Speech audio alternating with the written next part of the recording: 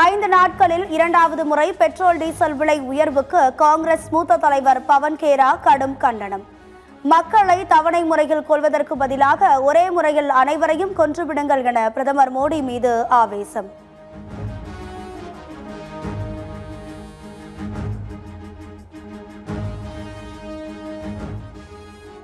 தமிழ்நாட்டிற்கு தேவையான ரசாயன உரங்களை தடையின்றி வழங்க வேண்டும். யூரியா, ஏபிபி உரங்களில் தேவை வரும் நாட்களில் அதிகரிக்கும் என பிரதமர் மோடிக்கு முதலமைச்சர் விஜய் கடிதம்.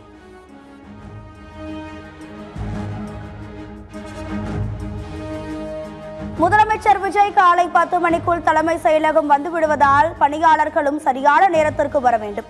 தலைமை செயலகத்தில் பணியாற்றும் 5500 பணியாளர்கள் சரியான நேரத்திற்கு வர வேண்டும் என உயர் அதிகாரிகள் வாய்மொழி உத்தரவு.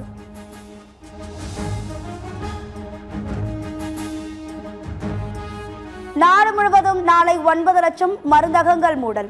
ஆன்லைனில் மருந்து விற்பனைக்கு எதிர்ப்பு தெரிவித்து மருந்தக உரிமையாளர்கள் வேலை நிறுத்தம்.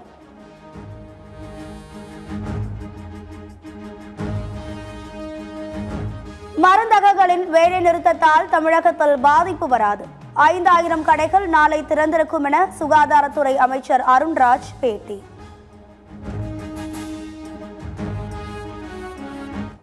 நாளைக்கு ஒன்றிய அரசுக்கு எதிராக ஆன்லைன் ஃபார்மசி, ஆன்லைன் மூலமாக மருந்துகள் விற்பனையாவதை எதிர்த்து நாடு முழுவதும் மருந்தகங்கள், ஃபார்மசிஸ் ஒரு பந்த் கால் ஃபார் பண்ணியிருக்காங்க. கிட்டத்தட்ட ஒரு சுமார் 5000 ஃபார்மசிஸ் நாளை ஓப்பனாக தான் இருக்கும். அதனால் பொதுமக்கள் அதை பயன்படுத்திக் கொள்ளலாம். 10ஆம் வகுப்பு பொதுத் தேர்வு முடிவுகள் நாளை காலை 9:30 மணி அளவில் வெளியீடு. டிஎன் போர்டு ரிசல்ட்ஸ் அல்லது TGETN ஆகிய அதிகாரப்பூர்வ இணையதளங்களில் முடிவுகளை தெரிந்து கொள்ளலாம் என பள்ளிக் கல்வித்துறை அறிவிப்பு.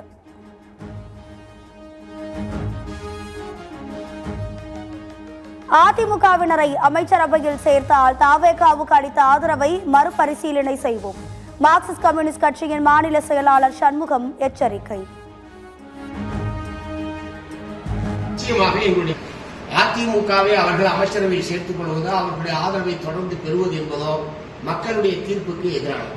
மீறி அவர்கள் அதிமுகவுடைய ஒரு கோஷ்டியை சேர்த்துக் கொள்வதோ, அதிமுகவோடு சேர்ந்து கொண்டு ஆட்சி அமைப்பதோ என்கிற முடிவுக்கு தாவேகா செல்லுமானால் நிச்சயமாக எங்களுடைய முடிவை நாங்கள் மறுபரிசீலனை செய்வோம்.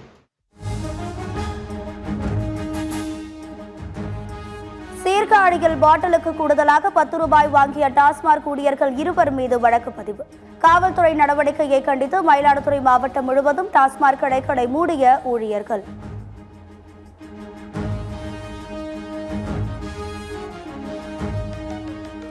மது போதையிலேயே காவல் நிலையம் மீது 3 சிறுவர்கள் பெட்ரோல் குண்டு வீசி உள்ளனர். சிறுவர்களுக்கு மது விற்பனை செய்தவர்கள் மீது நடவடிக்கை எடுக்கப்படும் என நெல்லை எஸ்பி பிரசன்னகுமார் பேட்டி. மது அருந்தாங்களான்னு கேட்கும்போது அவங்க ஒருத்தர் அருந்த மாதிரி தான் சொல்றாரு. பட் எங்க இருந்து வாங்கினா அதை பத்தி விசாரணை மேற்கொண்டு வருகிறோம். இல்ல கண்டிப்பா நம்ம விசாரணை முடியல கண்டிப்பா தெரியும். அது மாதிரி யாராச்சும் அவங்க வாங்கி கொடுத்திருந்தாங்கன்னா கடுமையான நடவடிக்கை எடுக்கும்.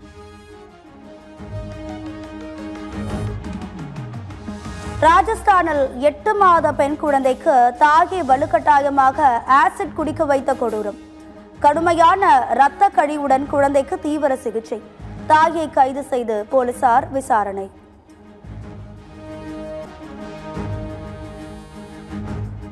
இளைஞர்கள் இன்று அரசியலை தெரிந்து கொண்டு விட்டார்கள். அவர்களை தற்குறி என கூறியது தவறு. தாவேகாவின் கொள்கையும் பாமகவின் கொள்கையும் ஏறத்தாழ ஒன்றுதான் என அன்புமணி பேச்சு.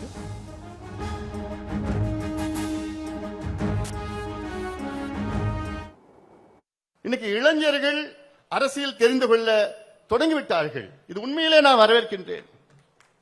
தேர்தலுக்கு முன்பு இந்த இளைஞர்களை பற்றி என்னென்னமோ பேசினாங்க. தற்கூறி, அந்த கூறி, இந்த கூறி எல்லாம் பேசினாங்க. அதெல்லாம் தவறு. அமெரிக்க அதிபர் டிரம்ப் இஸ்ரேல் பிரதமர் நெதன்யாகுவுக்கு எதிராக ஈரான் பரபரப்பு திட்டம். இருவரையும் கொலை செய்யும் நபருக்கு 561 கோடி ரூபாய் பரிசு தொகை வழங்கும் மசோதாவை தயாரித்து வருவதாக தகவல்.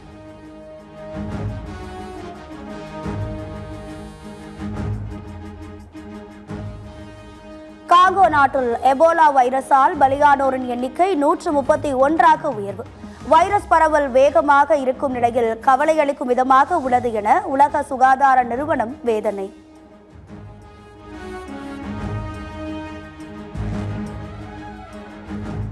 தமிழ்நாட்டில் 7 இடங்களில் சதமடித்த வெயில். திருவண்ணாமலையில் திருத்தணியில் 104 டிகிரி ஃபாரன்ஹீட் வெப்பம் பதிவு.